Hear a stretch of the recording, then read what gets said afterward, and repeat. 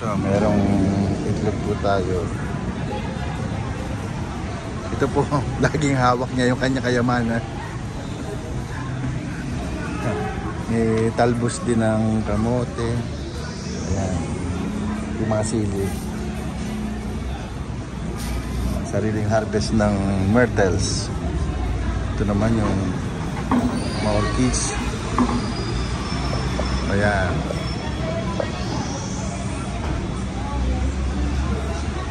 Ganda.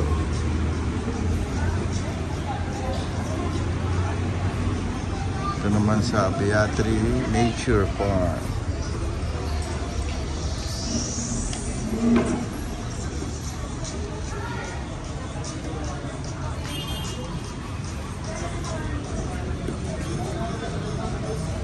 Sarili pong harvest to. Ito po nag-harvest.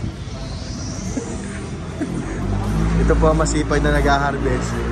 Pero pag mataas ang papaya, hindi po abot. Ha? Ayan po. Kita nyo naman.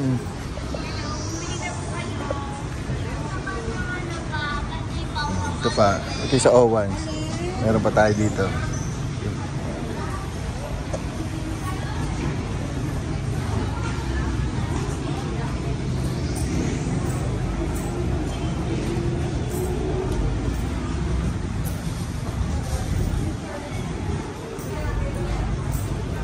Ba, nakapak na pala yung langka ah. Hindi ba madagta ito? Hindi. Sala na ang bilang mo yan.